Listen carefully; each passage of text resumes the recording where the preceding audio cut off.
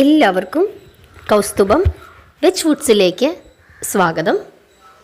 ഇന്ന് നമ്മൾ വളരെ സ്വാദിഷ്ടമായ ഒരു ഉപ്പുമാങ്ങ കൂട്ടാനാണ് ഉണ്ടാക്കുന്നത്. മഴ സമയത്തൊക്കെ നമുക്ക് ഈ കൂട്ടാൻ കൂട്ടി ചോറുണ്ണാനായിട്ട് നല്ല രുചിയാണ്.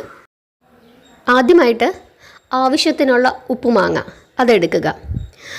ഉപ്പുമാങ്ങ നന്നായിട്ട് അലുത്ത ഉപ്പുമാങ്ങയാണെങ്കിൽ അങ്ങനെ തന്നെ ഇട്ടാൽ മതി.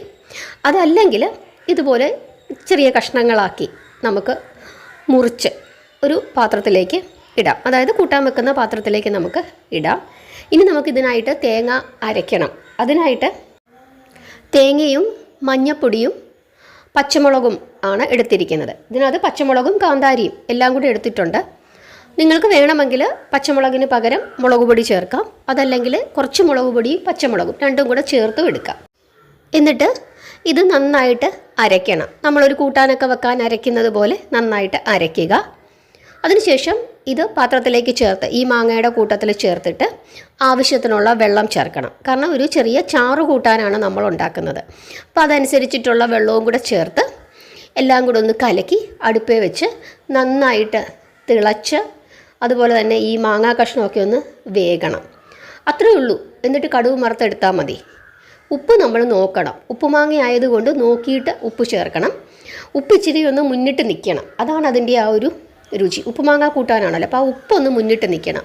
അപ്പോൾ അതനുസരിച്ചിട്ടുള്ള ഉപ്പ് നിങ്ങളൊന്ന് തിളച്ച് വരുന്ന സമയത്ത്, നമ്മുടെ കൂട്ടാനൊന്ന് തിളച്ച് എല്ലാം ഒന്ന് വരുന്ന സമയത്ത് ഉപ്പ് കുറവാണെന്ന് തോന്നുവാണെങ്കിൽ കുറച്ച് ഉപ്പും കൂടെ ചേർത്തിട്ട് നന്നായിട്ട് തിളപ്പിച്ച് നമുക്ക് കടുക് വറക്കാം. കടുക് വറക്കുമ്പം കടുകും വറ്റൽമുളകും കറിവേപ്പിലയൊക്കെ ചേർത്തിട്ട് നമുക്ക് കടുക് വറക്കാം. എൻ്റെ കയ്യിൽ വറ്റൽമുളകും ഇല്ലായിരുന്നു, കറിവേപ്പിലയും ഇല്ലായിരുന്നു. അതുകൊണ്ട് ഞാൻ വെറുതെ കടുക് മാത്രമാണ് വറുത്ത് ചേർത്തത്.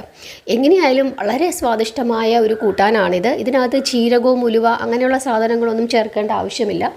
ഈ കൂട്ടാനുണ്ടെങ്കിൽ നമുക്ക് ഇഷ്ടം പോലെ ചോറുണ്ണാനായിട്ട് പറ്റും. ഒരു ഒഴിച്ചു കൂട്ടാനാണ്. നമ്മൾ ഒരുപാട് ചോറ് ഈ കൂട്ടാൻ കൂട്ടിയിട്ട് നമുക്ക് കഴിക്കാൻ പറ്റും. കാരണം ഈ ഉപ്പും പുളിയും എല്ലാം കൂടി ഇങ്ങനെ നല്ല സ്വാദാണ് ഈ കൂട്ടാൻ. ചോറും ഈ ഉപ്പുമാങ്ങ കൂട്ടാനും. ഇത് ചമ്മന്തിയാണ്.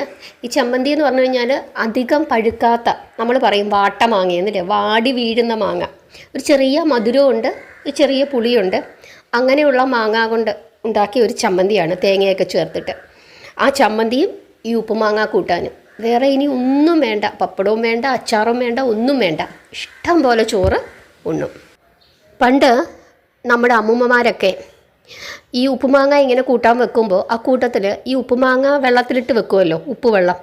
ആ വെള്ളവും കൂടെ കുറച്ച് ഈ കൂട്ടാനകത്തേക്ക് ഒഴിക്കും. അപ്പോൾ കുറച്ചും കൂടെ ഭയങ്കര സ്വാദാണ്. പക്ഷേ ഇപ്പം ഞാൻ അങ്ങനെ എടുത്തില്ല, മാങ്ങ മാത്രമാണ് എടുത്തത്. കാരണം ആകെ ഉപ്പിലിടാൻ 10 മാങ്ങയാണ് കിട്ടിയത്. അപ്പോൾ ഇനി അതിനകത്തു നിന്ന് കുറച്ച് വെള്ളവും കൂടെ കോരി എടുത്തു കഴിഞ്ഞാൽ പിന്നെ ബാക്കി മാങ്ങയ്ക്ക് ഉപ്പ് വെള്ളം കാണില്ല. അതുകൊണ്ട് അതെടുത്തില്ല. അപ്പോൾ ഇങ്ങനെയൊന്ന് ഉണ്ടാക്കി നോക്കണം നിങ്ങളെല്ലാവരും. വളരെ സ്വാദിഷ്ടമായ ഒരു കൂട്ടാനാണ്. തീർച്ചയായിട്ടും ഉപ്പുമാങ്ങ ഇഷ്ടമുള്ള ആളുകൾക്കൊക്കെ തന്നെ വളരെയധികം ഇഷ്ടപ്പെടും.